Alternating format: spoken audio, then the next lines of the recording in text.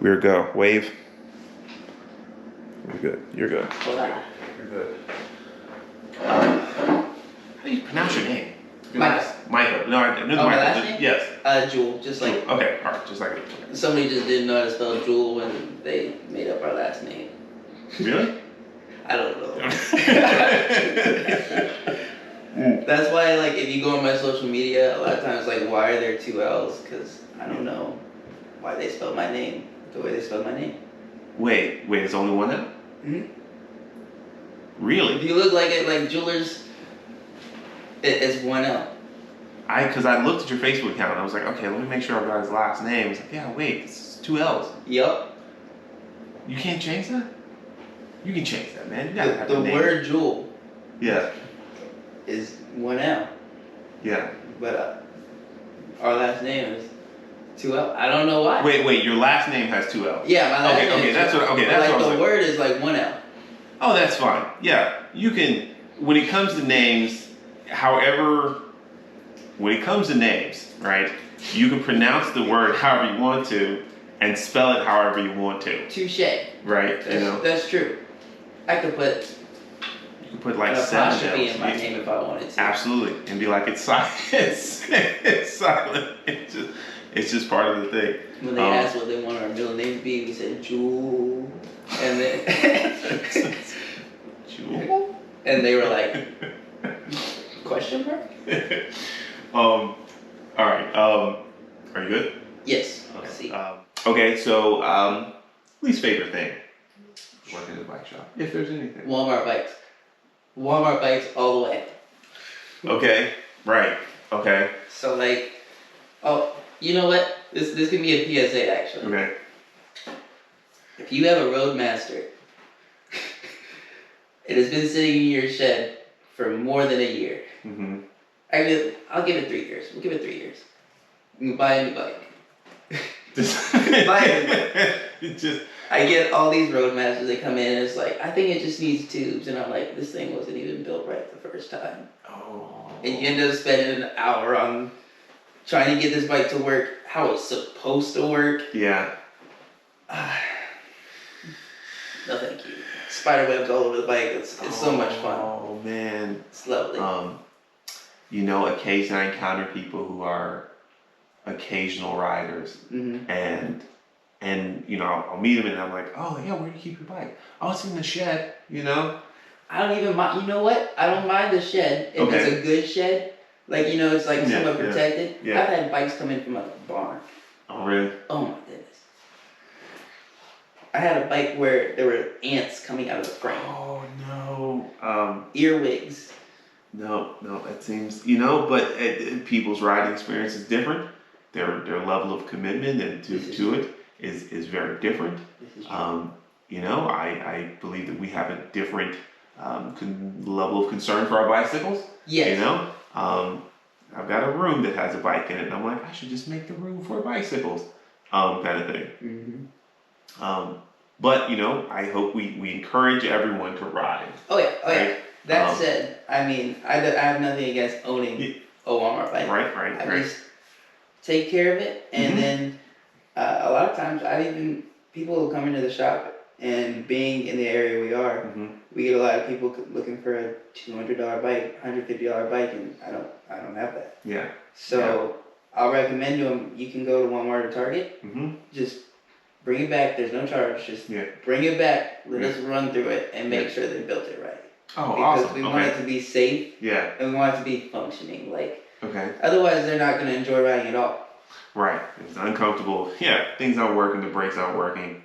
That makes sense. And I will keep that in mind. I actually talked to some other people about cycling, and they asked what were the recommendations about going to get a bike, and I was like, check out your local bike shop, kind of thing. But I'll keep that in mind. If you get a Walmart bike, take it to the bike shop and have it checked out. Yeah. I'll keep that in mind when someone asks. The guys that build them only get a 3-hour class on how to build bikes, and then they just get sent out there, and they get paid per bike. So it's they're just gonna kick it out as fast as they can to get on the next one. Done. Yeah. Okay. Do you think about that? Because I won't call you young, but you're not super old, right? I'm young. I'll take it. And hopefully you remain young at heart. Yes, always. But do you think about that? That, if you show up to a race, you might be riding with someone who is 40, 50, maybe 60 years old. Like, do you think about that at all? Like, all the time. Yeah. Okay. So actually, some of my teammates a lot of them actually are 40s, 50s, and they can still mostly kick my butt. Yeah.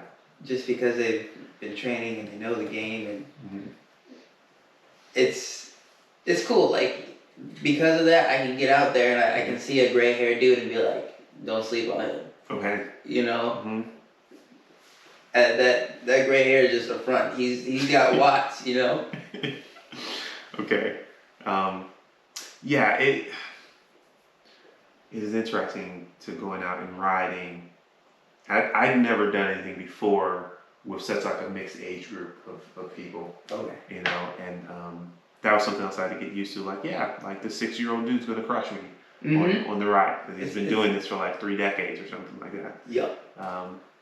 So yeah, I wondered if you thought about it, and you have.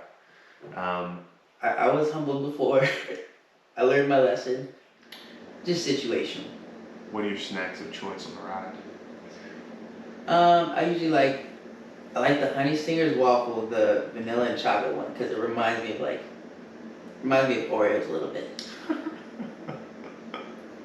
Okay. And then I like the gels too. Did you ever go get anything? Did you ever shop at Performance Bicycle when they were still open? I did not. Okay. I always I'm very sheltered when it comes to bike stuff, because being in a bike shop is like, Just get it from your bike shop. Exactly. Okay. So like, I always just got whatever we had on the shelf. Okay. I mean, they were a chain bike shop. Yeah. Like retailers call them that kind of thing, and with a bike shop in there. But they would have all the nutrition stuff, and they would have the honey stinger waffles in there. But then, because they have like the 20% off, every so often, you could go and get those honey stingers for less, or for markdown pricing. And then twice a year they'd have a sale where the honey stinger, the whole box would be $9. Oh wow. Yeah, so I'd end up with 3 boxes of honey stingers. I like it. Strawberry flavor or vanilla. Vanilla is I haven't tried strawberry yet. Strawberry is pretty good. I mean, the vanillas are good. I've tried cinnamon. I've tried plain honey, which is like, Yeah. because it's plain honey. Yeah. But the strawberry ones, I think I found the most enjoyable. So the caramel one, caramel or salted caramel, both are pretty good. I can't even think of salted caramel as a standalone flavor. For me to be like, oh, I like that flavor, I should then get a thing that is salted caramel, like as a flavor. I will keep that in mind. 100% understand that. I will keep that in mind. I had that discussion with somebody else. Like, yeah, I don't want to get a thing flavored like a thing that I've not had the flavor in its normal state. So they had apple cinnamon. It is disgusting. Really? Don't you ever don't buy the apple cinnamon. It is a mistake. What? It is a waste of money.